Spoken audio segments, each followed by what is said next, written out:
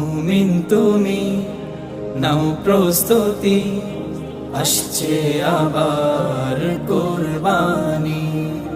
দিতে হবে তোমার মালের যাকাত, পরকালে তুমি চাও যদি না যাও।